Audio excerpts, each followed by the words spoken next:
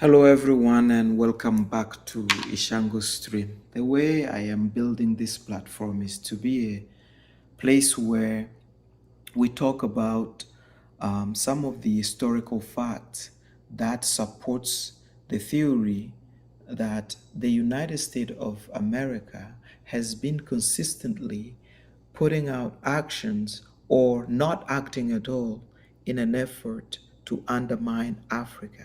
We want it to be an opportunity that can touch people of African descent everywhere they are in the world, whether it is in Africa, in the Caribbean, or in America itself, and really particularly African Americans, because it is very important that they get at least interested in Africa and ideally being involved in liberating Africa from the yoke of the United States of America. As long as African leaders will be subject to bowing to the interest of the United States or other foreign countries, there will be no free black person anywhere in the world. And our fates are very linked. Even if our forefathers were involved in selling off your forefather, because at the end of the day, they are some of the strongest genetic material that Africa has ever produced.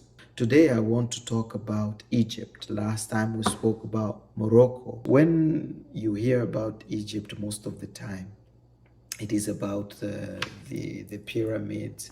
It's about all the pharaohs and all those ancient things. And in many African American circles, you will see people posting, Egypt used to be black, and Egypt, this place of the black man in Egypt, the first civilization. Yes, it is important. I really want to talk about another Egyptian, Gamal Abdel Nasser. This man, if you have to remember anything about Egypt, just remember Gamal Abdel Nasser. This person, single-handedly, he had the support of his fellow followers and other leaders. He was able to design or accomplish something that every other Arab nation wanted to do, and that was to unite the Arab countries from Morocco to Iran. And they believe that by doing so, they will be able to defend themselves against the interest of the French and the British, which was a genius. And he was able to put together a coalition of nations that were not aligned either with the United States or the Soviet Union during the Cold War. It was called the non-alignment movement.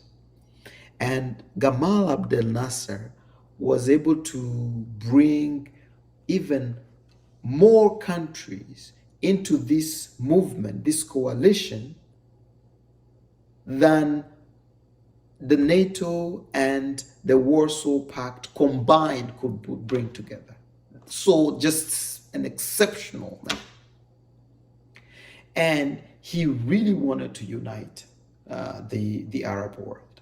He also wanted, through the non-alignment movement, to liberate the third world so that together we can just carve another path that is not either west or east. It was just our own.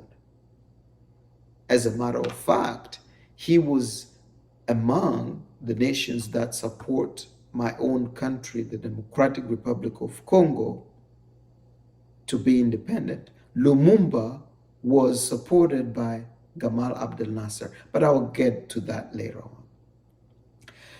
What happens is that Gamal Abdel Nasser will fail to get to the ultimate goal of uniting the Arab world. And that failure did not only affect the Arab world, but Sub-Saharan Africa was affected by that, because there was, like, Egypt stopped being the leading power that was bringing people together from all nations. He started with India. If you are hearing today, India has a non-alignment policy when it comes to the war between Ukraine and Russia. India got that policy back then, and Yugoslavia.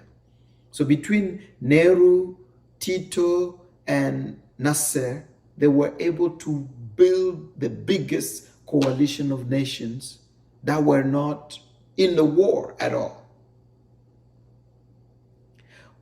How he came to fail is not really a matter of his own. Yes, there are some decisions that really precipitated his failure, and one of those decisions was to get involved in the war in Yemen. By being in the war in Yemen in 1967, Israel launched a war against Egypt, Jordan, and which other country? And Syria, and defeated them. The trick was in the details. As they say, the devil is in the details. The trick that was really at the basis of its failure, or one of the ingredients, is the fact that the Americans have promised him that Israel will not attack if they were brokering a peace agreement between Egypt and Israel. While the broker or the mediators were sent to Egypt, they were in Egypt when Israel attacked, and he failed.